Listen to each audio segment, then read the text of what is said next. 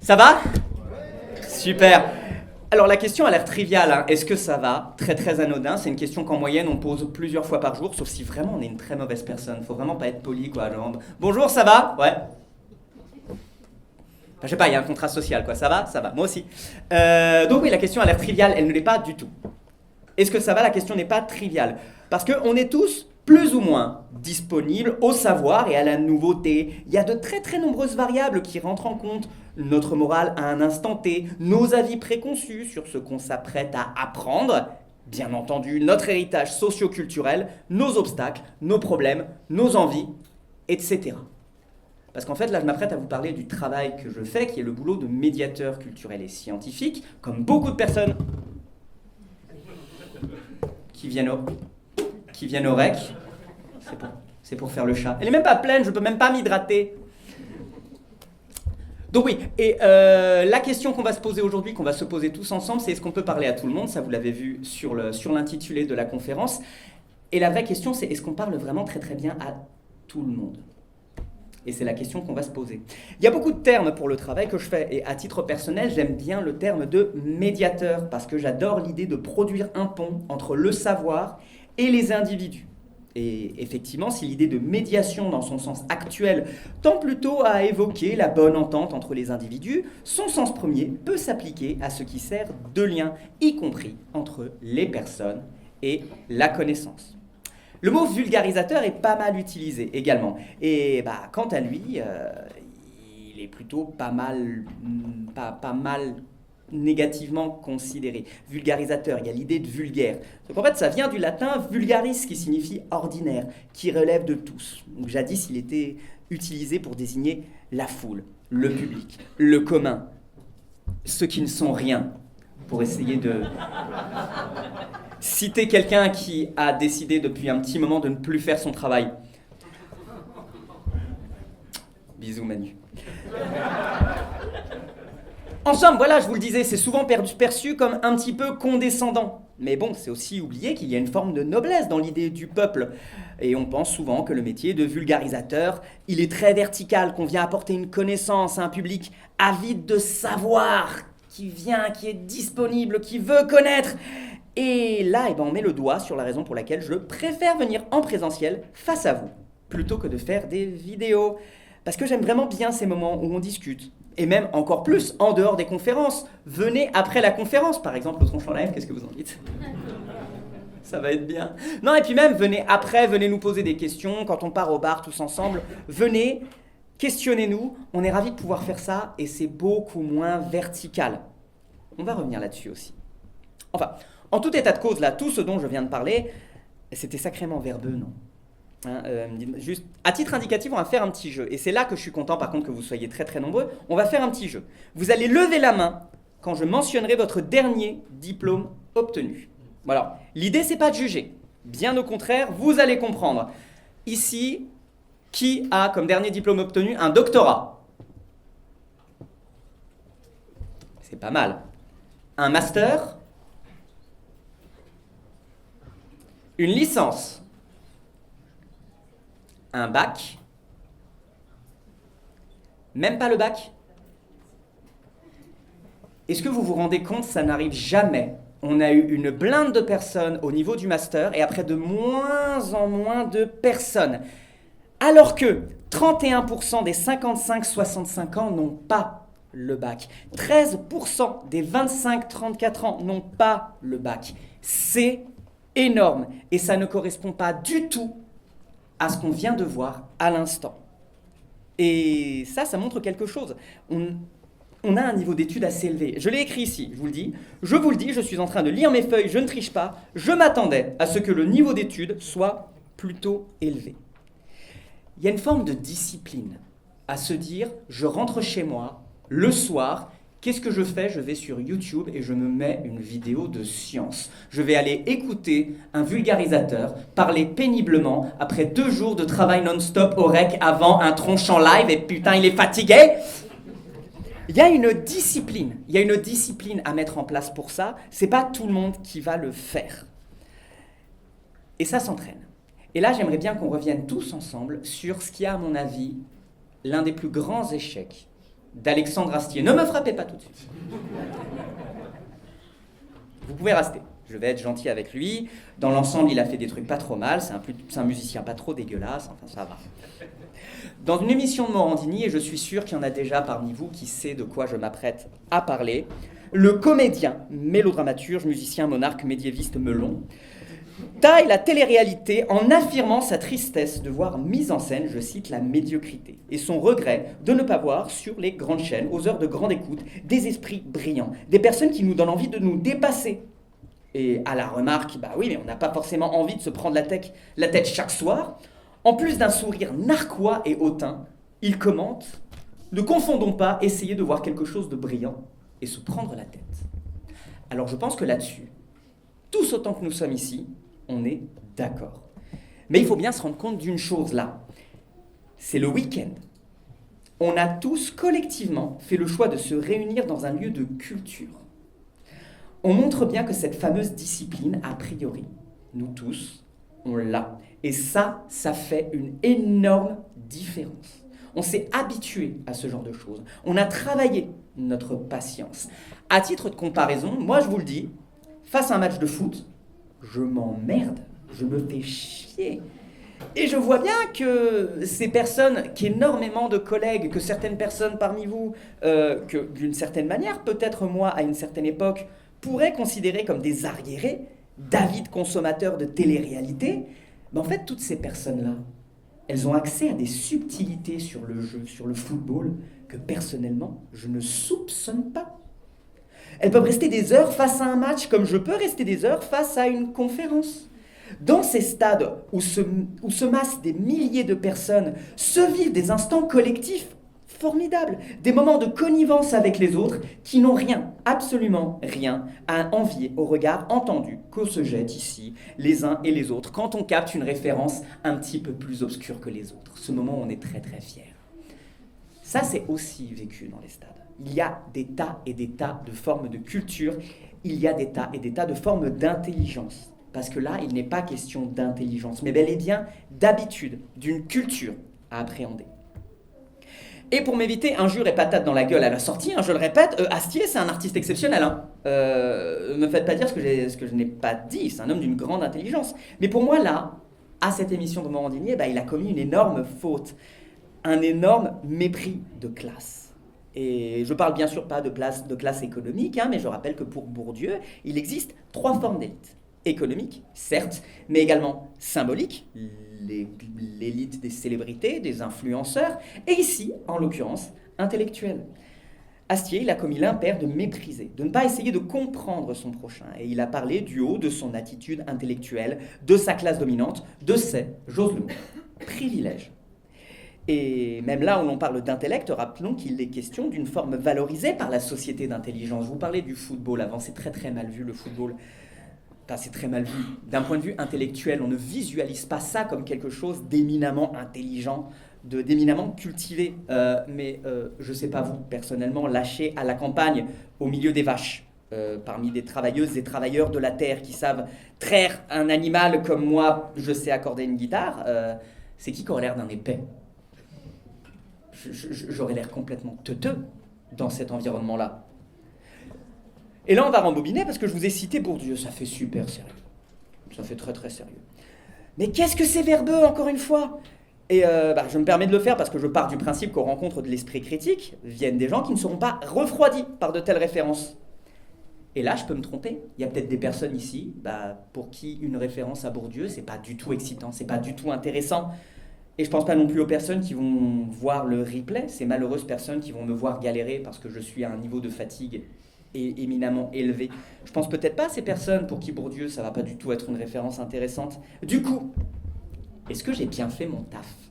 Est-ce que j'ai bien fait mon taf de médiateur, mon taf de vulgarisateur, en n'essayant pas de rendre mon discours un petit peu plus compréhensible, un petit peu plus facile d'accès, un petit peu plus sexy d'une certaine manière, parce que bon, c'est aussi notre rôle. Je pense qu'on ne réalise pas toujours la chance et la malchance qu'on a, le fait que ça ne va pas de soi, pour 1000 raisons, d'avoir accès à la culture. Les personnes qui vivent pas en ville, eh ben, elles ont moins de choix en termes d'événements et d'initiatives. Ceux qui n'ont pas les moyens financiers pourront faire moins de choses pour des raisons pécuniaires évidentes, ou même un manque de temps libre parce qu'il faut travailler davantage pour pouvoir nourrir ses enfants, pour pouvoir vivre, ou pour pouvoir avoir accès à ses loisirs, parce que la culture, nous on adore ça, il y a des personnes qui ont besoin d'autres formes de loisirs. Il y a des milliards de raisons. Les personnes en situation de handicap, je vais revenir sur elles évidemment, parce que c'est des populations auxquelles moi, à titre personnel, j'ai décidé de consacrer l'essentiel de mon travail. Il y a 1000 raisons pour elles d'avoir moins accès à la culture, parce que pour les aveugles, nous autres vidéastes, on est complètement nuls, qu'on fait des vidéos où on met des gros textes dessus, où on met pas de voix off. Les aveugles ne comprennent rien, parce qu'on écrit des articles avec des photos et des graphiques hyper importants, et qu'on pense pas à remplir le texte alternatif, parce que on ne corrige pas nos sous-titres pour les personnes sourdes, parce que pour les personnes qui ont des problèmes cognitifs, qui ont du mal avec les phrases un petit peu trop longues, on fait des phrases absolument interminables, telles celles que je suis actuellement en train de faire, et dont je vous abreuve avec un plaisir absolument non dissimulé. Mais est-ce que vous vous rappelez du début de la phrase? Moi non. Je sais plus. J'ai oublié. Enfin bon, en tout cas maintenant il y a Internet. Internet, ça va tous nous sauver, on a tous accès à la culture sur Internet, on est d'accord? RT si t'es d'accord? Mais on est pourris, je viens de vous le dire. Nous autres là, médiateurs, collectivement, tous ensemble, et je me mets dans ce panier, on n'est pas à la hauteur. On continue à tous parler comme des bouquins, on construit les vidéos comme des cours de fac, et franchement c'est miraculeux, miraculeux. Si là vous recevez pas tous dans vos newsletters des contrôles. Prochaine étape, c'est ça, prochaine étape, on vous envoie des contrôles des QCM en newsletter, c'est sûr, vous allez avoir des rédacs, c'est certain, attendez-vous-y. C'est quoi vos adresses mail d'ailleurs? Non, franchement, j'aurais la flemme de faire les corrections. Hein. Je me suis barré de l'éducation nationale parce que non, les corrections c'est chiant. Bref, je le dis sur le ton de la plaisanterie, et bien sûr, c'est pas le cas de tout le monde. Évidemment que c'est pas le cas de tout le monde, mais quand même, on est nombreux à galérer à se rendre compréhensible pour le tout venant.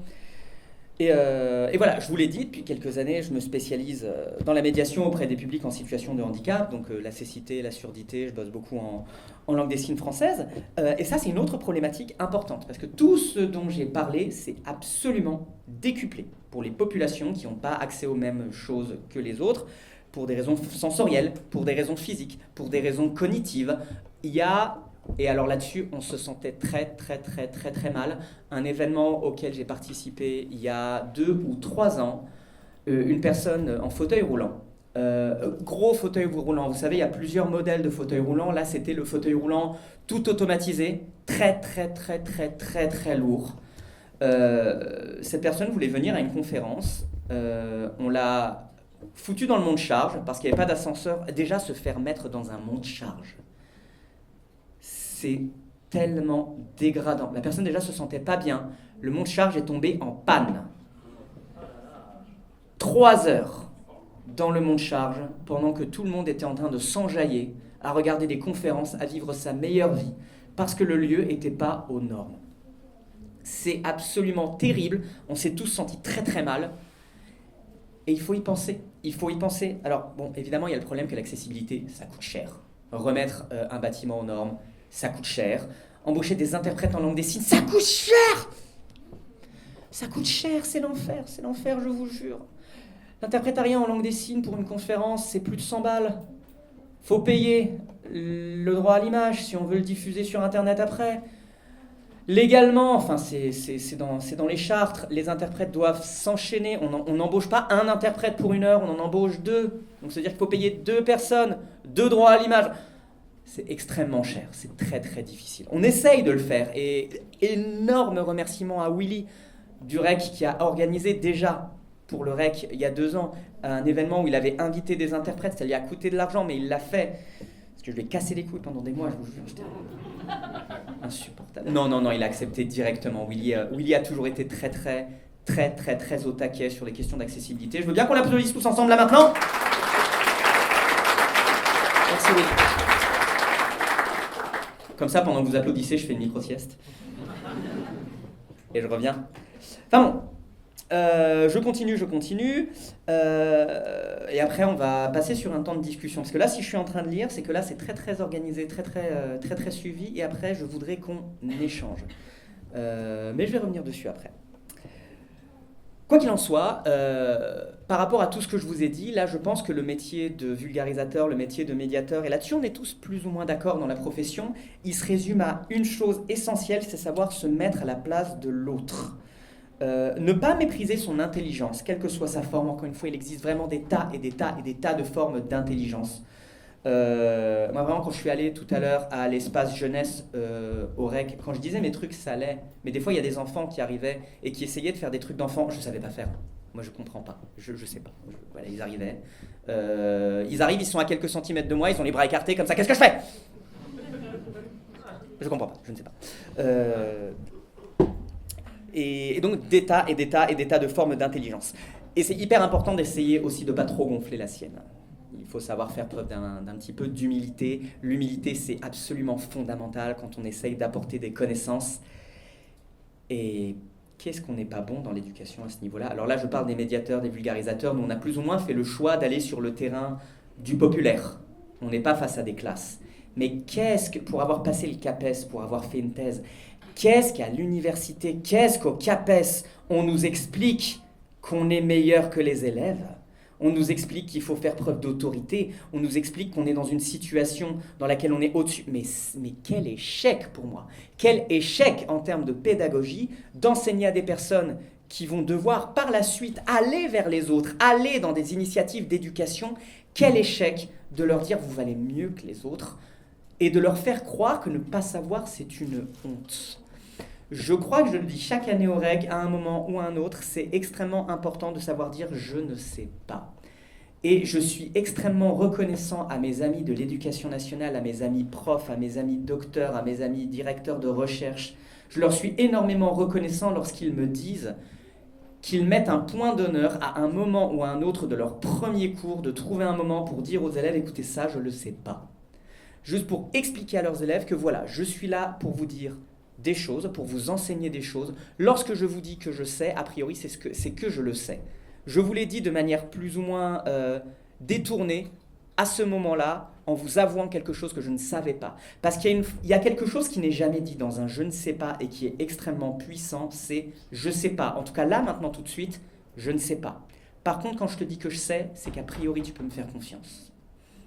Parce qu'une personne qui vous dit en permanence « je sais, je sais, je sais, je sais, je sais », comment réussir à doser la valeur de ce « je sais », comment être capable de se dire « là, il sait très bien, là, il sait un peu, là, il sait pas du tout, mais il n'a pas du tout les cojones de me dire « je ne sais pas ».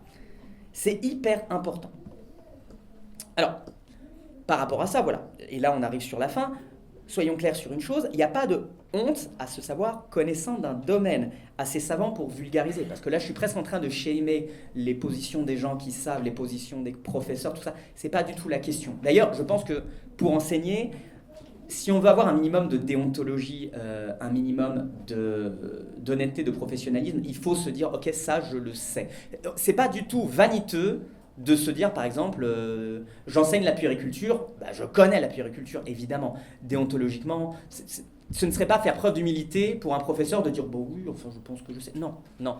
Je m'en suis rendu compte une fois parce que à côté de la médiation culturelle, j'enseigne le chant. Et une fois vraiment, et ça m'a permis de prendre du recul ce jour-là, un pote qui me complimentait sur ma voix, qui me disait, la vache, tu chantes quand même sacrément bien. Et moi, un peu, me suis mis dans une position d'humilité presque exagérée, genre oh, c'est bon, n'exagère pas, ça va, oui je chantonne.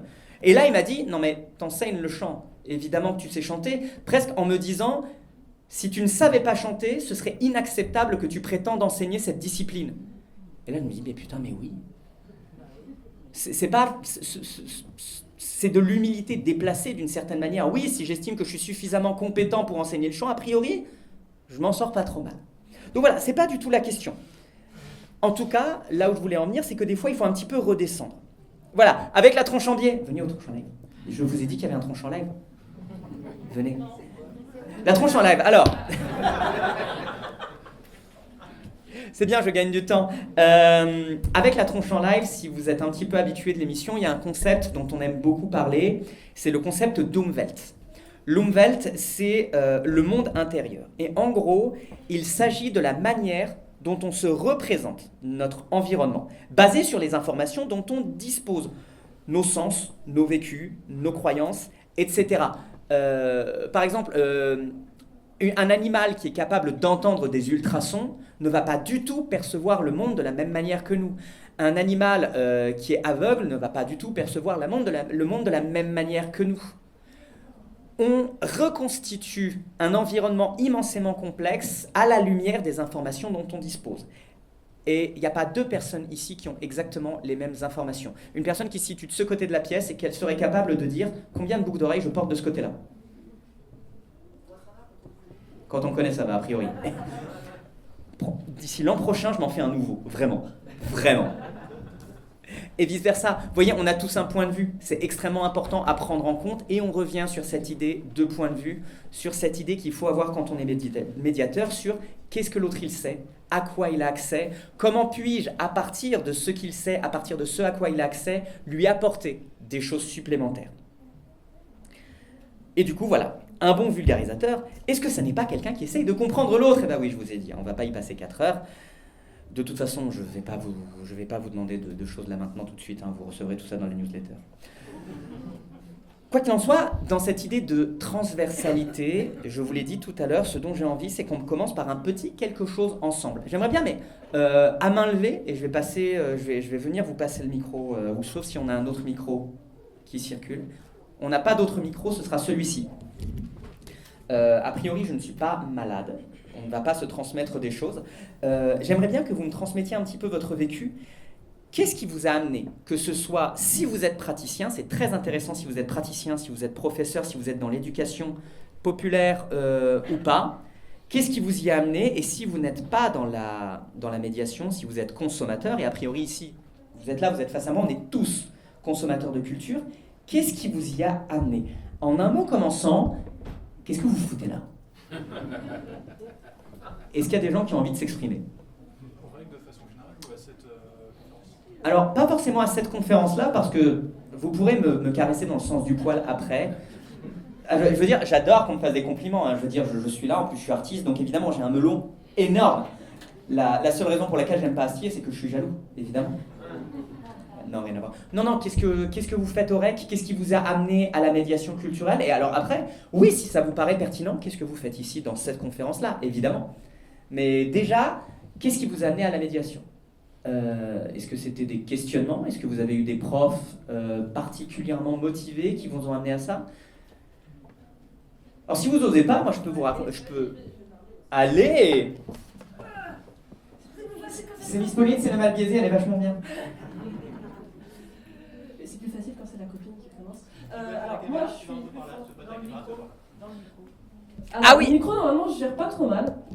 Du coup, moi, je suis vulgarisatrice et en plus, je suis professeur. Professeur d'anglais, donc ça n'a pas forcément de rapport. Alors, comment je suis venue ici, au REC ? C'est différent déjà comment je suis devenue professeur et comment je suis arrivée à la vulgarisation. Alors ça, c'est intéressant. On commence par quoi ? Ce que j'ai fait en premier ? Ce que tu as fait en premier, donc je suppose l'éducation ? Ouais, devenir prof. Alors, moi, je suis d'une famille qui existe peu maintenant, mais on est prof depuis 5 générations.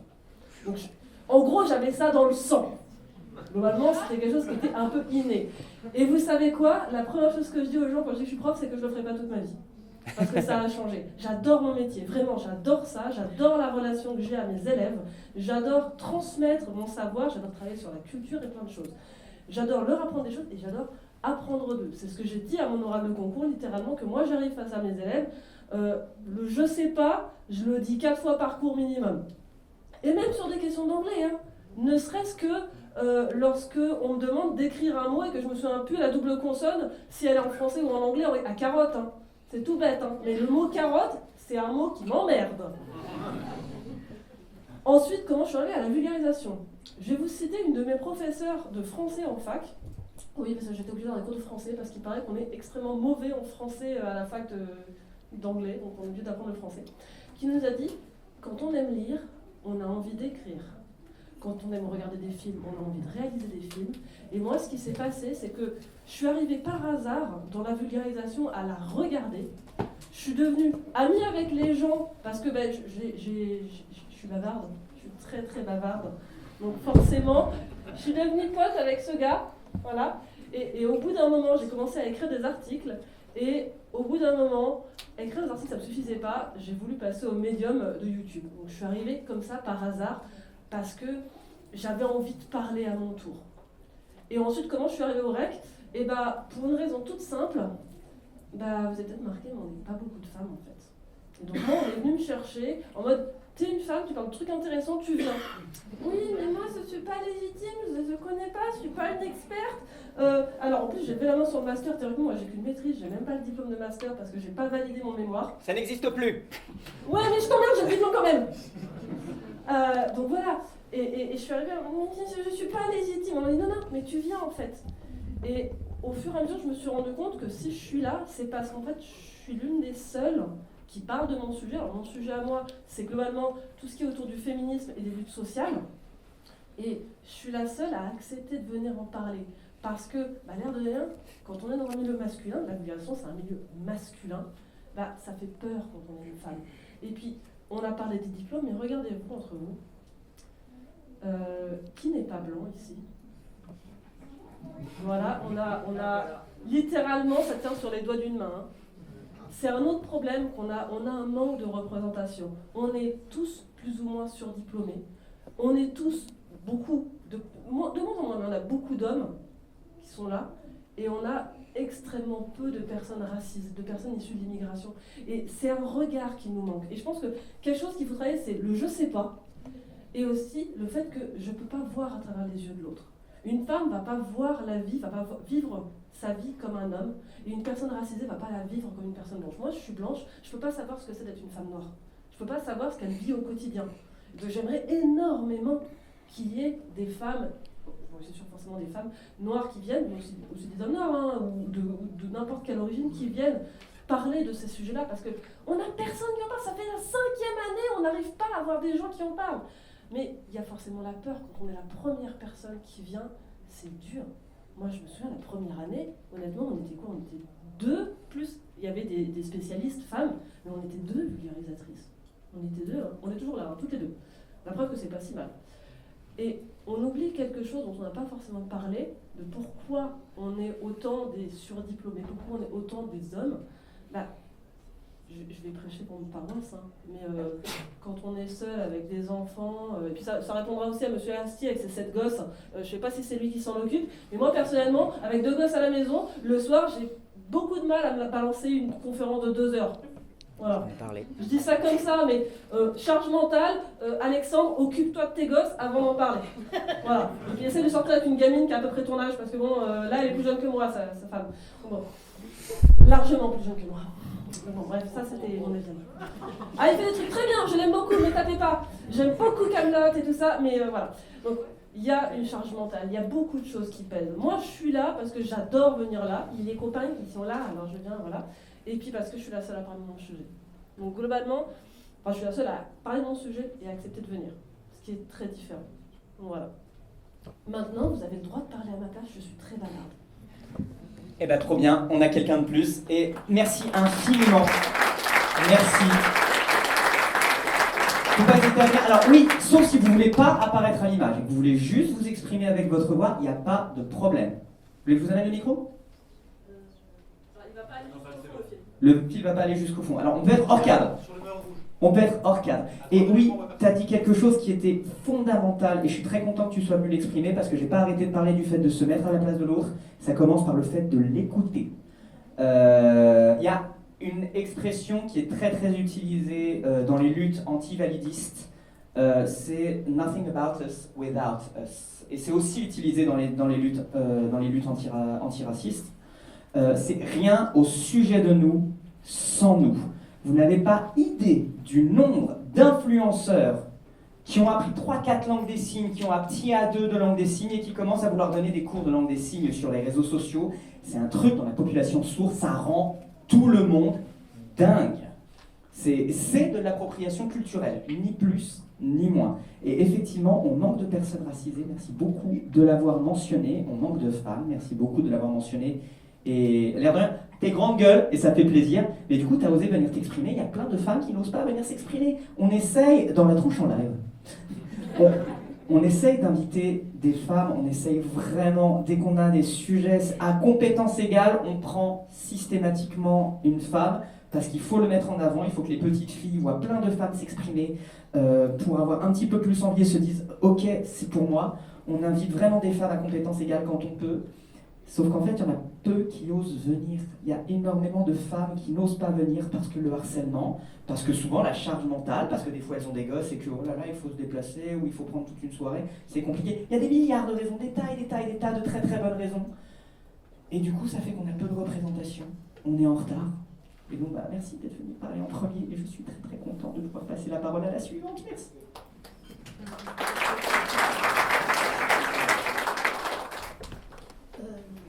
Alors, je suis professeure de français et je me rends compte, en fait, de par mon itinéraire personnel, qu'en fait, je suis professeure de la langue française académique qu'on m'a inculquée depuis mon adolescence. Parce qu'à la base, je suis réunionnaise, donc en fait, on m'a très tôt dit que le créole, c'était du petit nègre, il y avait une culture française, une culture académique à laquelle j'ai complètement adhéré, parce qu'effectivement, elle est riche, elle est belle, parce qu'en fait, elle m'a ouvert l'esprit, adolescente, mais cependant, c'était au détriment d'une culture qui m'était personnelle et qui m'était une culture familiale.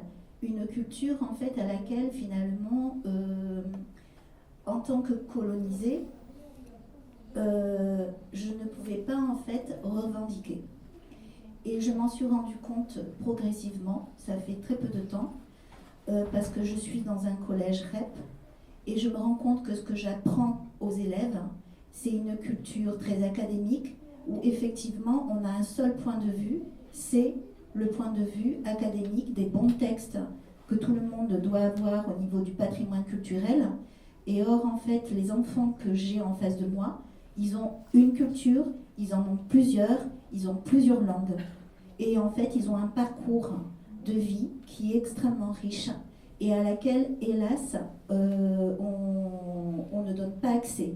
Alors, quand on dit ouverture d'esprit critique, je commence vraiment à me remettre énormément en question parce que je m'aperçois que lorsque je donne un texte d'une poète palestinienne qui est très peu connue sur la guerre en Palestine, où elle montre sa révolte, eh bien ce texte, il est franchement beaucoup plus compris qu'un texte en fait de La Fontaine, ou un texte dit du patrimoine culturel. Et c'est pour ça, en fait, quand vous parlez d'ouverture d'esprit critique et de vulgarisation, je me dis vulgarisation de quoi, de qui, pour qui. Et c'est vrai que se mettre à la place de l'autre, c'est pas toujours facile quand on a été, en fait, éduqué, formaté, finalement, à une seule culture. Celle, en fait, puisque je suis en France, et qu'en fait, je suis ce qu'on appelle une racisée bien ancrée dans la société, en fait, finalement, ma culture à moi, eh bien, je l'ai complètement zappée, en fait. Et se pose la question de l'alter ego, et c'est un labyrinthe, finalement. Voilà, vulgariser, oui, mais à quel prix, et pourquoi, et pour qui? Merci beaucoup.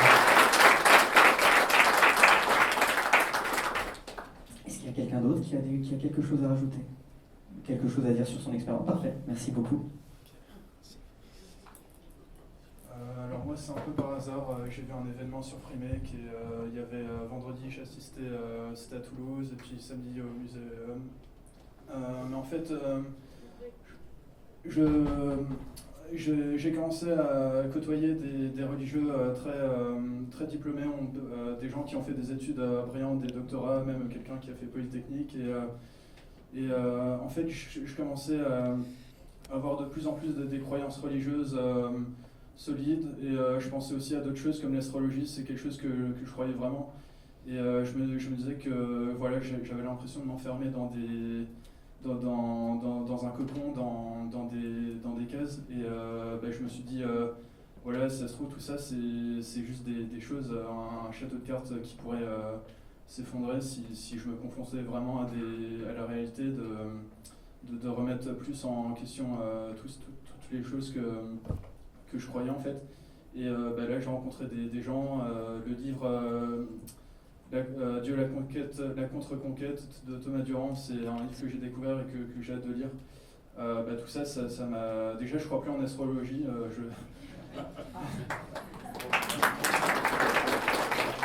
Mais voilà, j'étais pas assez critique et j'étais trop replié sur moi et pas assez ouvert aux autres. Et le fait de sauter dans la piscine comme ça me fait vraiment du bien et ça me permet d'être plus ouvert, d'avoir l'esprit plus ouvert. Et je pense vraiment que je vais sortir différent après ce week-end. C'est déjà le cas déjà.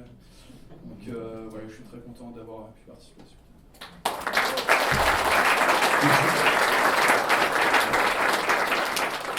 Moi, je vous avoue, j'avais pas du tout formidable, pas du tout prévu que ça se passe comme ça aujourd'hui.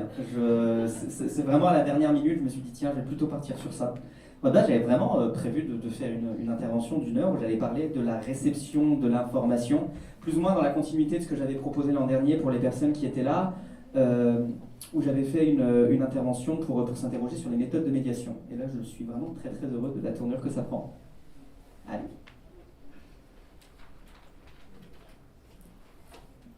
C'est un gros exercice parce que je suis hyper timide.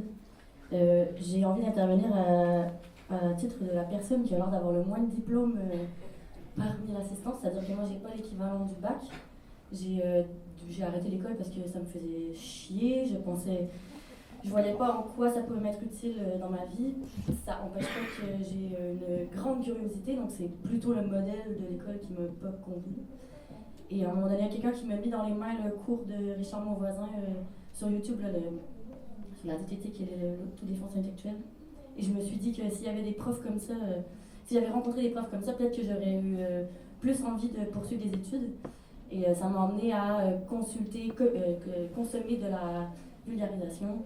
Et je trouve ça hyper important. Et moi, personnellement, je suis assez surprise qu'il y ait si peu de gens peu diplômés, alors que en fait, comment dire, il peut y avoir des gens très curieux. Donc comment on fait pour les attraper? Clairement. Pourquoi ils sont pas ici? Pourquoi je suis un peu seule? Oui.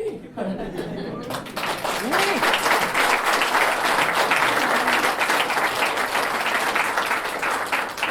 Mais c'est ce que j'ai dit, c'est parce qu'on est pourri.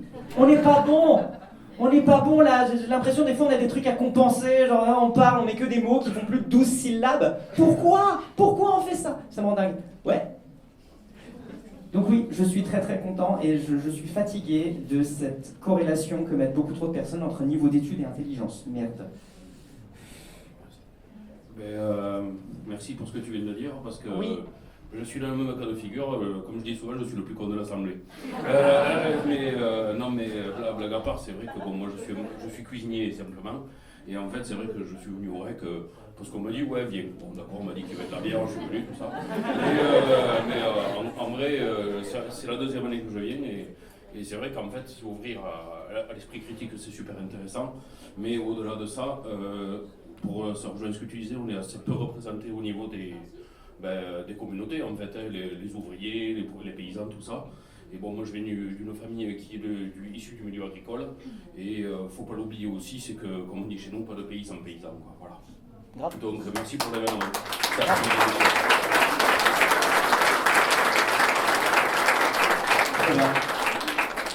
Alors le plus con de la salle peut-être, n'empêche qu'à partir du moment où il faut réussir une omelette, je suis à peu près certain que c'est moi qui ai l'air d'un con à côté de toi. Non, mais c'est grave dur, c'est super dur. Non, il y a des tas et des tas de formes d'intelligence. C'est pour ça que moi j'avais envie qu'on réfléchisse un petit peu collectivement sur ça aujourd'hui. C'est hyper important. Et qu'on s'ouvre, effectivement, ça me rend dingue qu'on soit à ce point en vase clos, en fait. On est tous en vase clos, il n'y a pas du tout d'écoute, d'ouverture sur les autres. Moi, ça me rend dingue. Quelqu'un d'autre? Ouais, allez.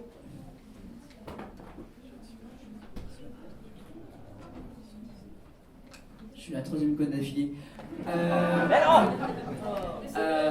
Du coup, pareil, famille d'ouvriers, tout ça, pauvre. Polyandie, du coup, accès aux études pas ouf.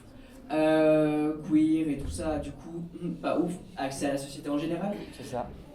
Et du coup, c'est par le militantisme anti-belgiste, racisé, enfin antiraciste, et tout ça que je suis passé par là, parce que, comme la première personne le disait, le rapport à la culture et tout ça, quand on est en France, bon, il est pas ouf. Et du coup, à force de devoir tout apprendre, parce que déjà autiste, et du coup, on comprend des choses, c'est compliqué. Et passer par le fait de devoir tout expliquer tout le temps parce que les gens ils comprennent pas comment on fonctionne ou quoi, je suis pas mal passé par le fait de devoir trouver des solutions pour être pédagogique et réfléchir à la didactique et tout ça. Et du coup, ça me sert pas mal à trouver des moyens de transmettre à des populations qui n'ont pas accès ou eu accès à un enseignement académique, qui sont aussi dans une grosse critique de la culture légitime, parce qu'on va pas se mentir, la culture légitime elle est blanche et en général elle est pillée.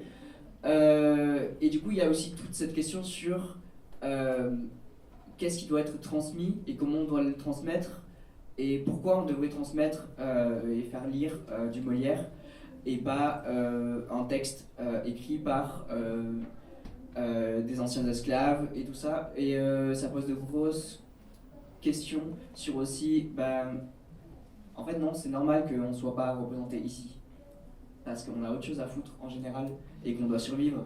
Et du coup ça pose des questions, c'est sur comment rendre ça plus inclusif et aussi donner plus d'espace à des gens qui n'ont pas forcément un bagage académique ou quoi, de pouvoir présenter des conférences sur des sujets plus politiques aussi.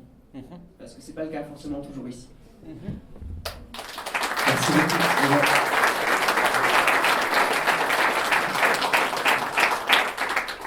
Complètement. Et après, c'est vrai que c'est pas le cas, mais j'ai pas non plus envie de trop cracher dans la soupe. Oui, il fait un effort énorme. L'organisation du REC en particulier fait un effort énorme. Déjà, j'attire votre attention sur le fait que vous êtes vegan. Il y a des food trucks vegan à l'extérieur.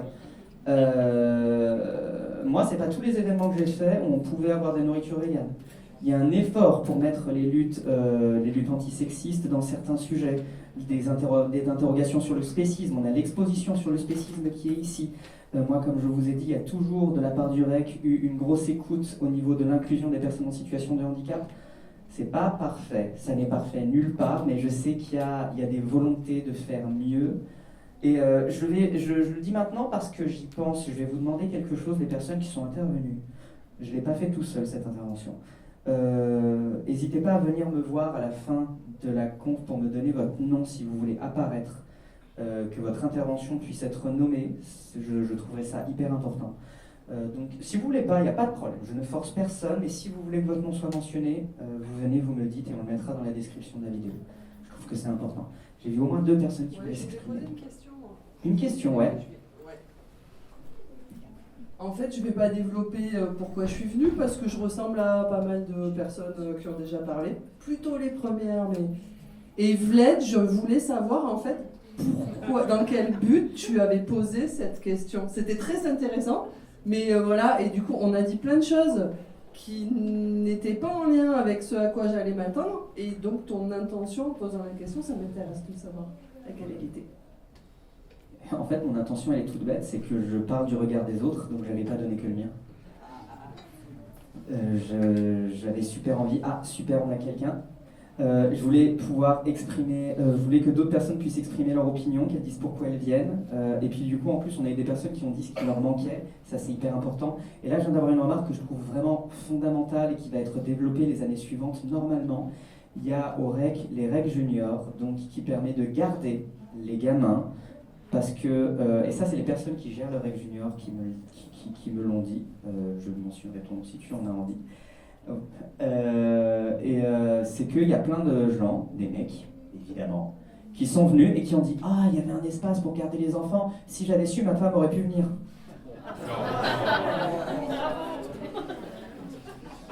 Bon, bah déjà t'aurais pu les garder toi. Non, Non, et puis, et en tout cas, quoi qu'il en soit, il y a aussi la volonté que les personnes qui normalement auraient dû avoir leurs enfants à charge puissent les déposer. En plus, les enfants, ils adorent, ils peuvent avoir des conférences. Nous autres intervenants, on s'alterne, on prend tous 1 heure et on vient pour partager des choses avec les jeunes, qui sont super curieux, en plus, ils sont adorables, ils sont trop kiki. Et du coup, voilà, l'objectif, c'est aussi que tout le monde puisse venir, notamment les mamans qui ont une charge mentale qui est très très lourde et qui potentiellement pourraient en avoir envie. C'est à toi. Merci. Moi, mon point de vue, c'est que mon avis, ce qui peut créer des barrières aussi par rapport à certaines personnes qui viennent d'autres cultures, il y a un truc avec l'approche dans le communauté sceptique. Je considère ça comme une agressivité envers la croyance de certaines personnes. Parce que j'ai l'impression que on ne fait pas d'efforts pour comprendre certains contextes socio-économiques et culturels. Et quand je discute avec des gens sur mon positionnement sur certaines choses, mon avis sur certaines choses, j'ai l'impression d'être agressé après. Parce que je vais prendre un exemple.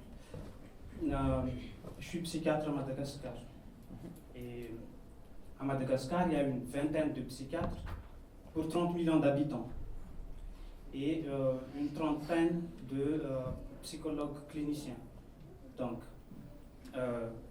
on sait très bien que pour certains troubles, il y a certaines formes de thérapie qui marchent plus que d'autres. Mais pour mettre en place certaines choses, on est obligé de trouver d'autres alternatives parce que déjà, on n'a pas de système de sécurité sociale. Donc, il faut payer pour accéder aux soins. Et le soin chez un psychologue formé à la TCC, ça coûte cher, ce n'est pas accessible à tout le monde. Donc, qu'est-ce qu'on fait?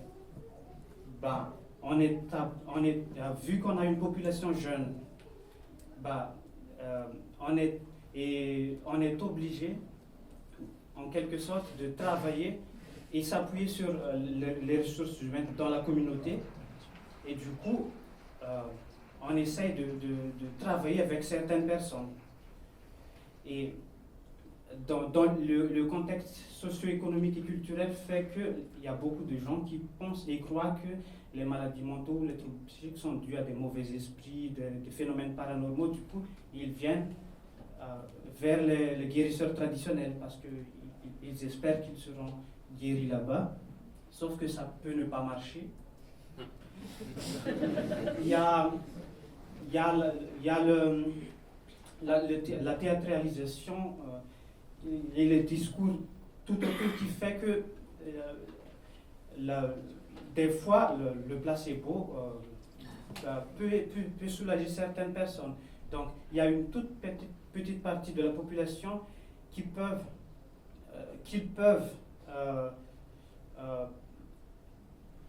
gérer, entre guillemets, et parce que nous, on ne peut pas soigner tout le monde, et ceux qui ne peuvent pas accéder aux soignants, ils peuvent, vu qu'ils croient, les guérisseurs traditionnels ont un statut, comment ça s'appelle déjà, sur le plan symbolique, les gens pensent que les gens y croient, et ça l'effet contextuel. Oui. Donc, nous, on ne va pas les poursuivre parce que déjà, on ne peut pas s'occuper de tout le monde.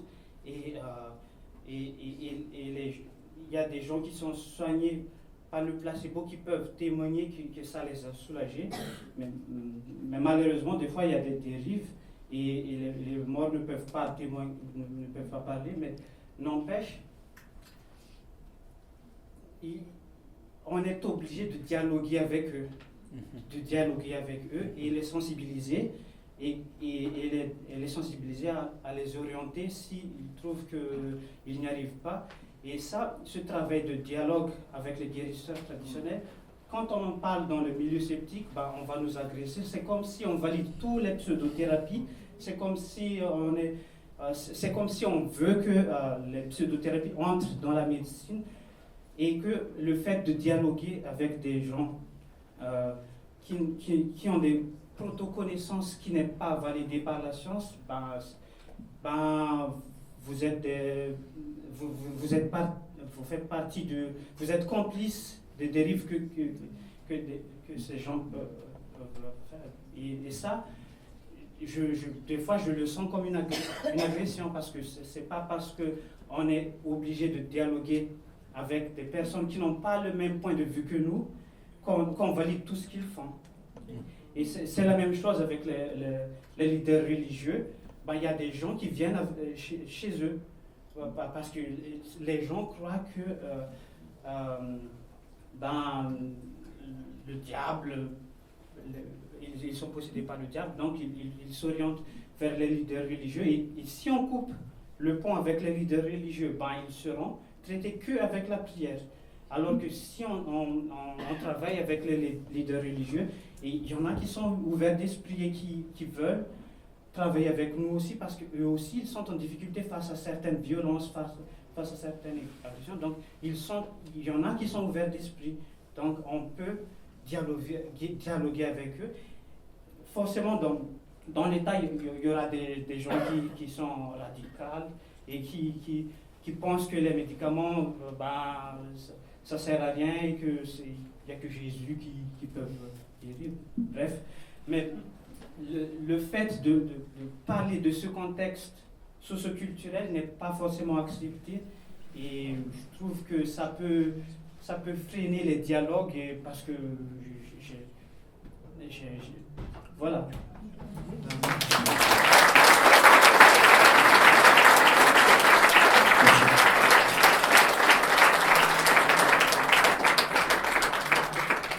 Merci. John Beedek. On va devoir s'arrêter là. Je n'ai même pas envie de moi faire un mot de conclusion parce qu'en fait on a eu plein d'expressions très très intéressantes, très très riches. Et j'ai juste envie d'inviter toutes les personnes qui étaient là et les personnes qui regarderont peut-être après de réfléchir sur les différents témoignages qu'on a eus parce qu'on a eu des paroles que j'ai pas beaucoup l'habitude d'entendre à ce type d'événement et que ça m'a fait beaucoup de bien. Merci tout le monde.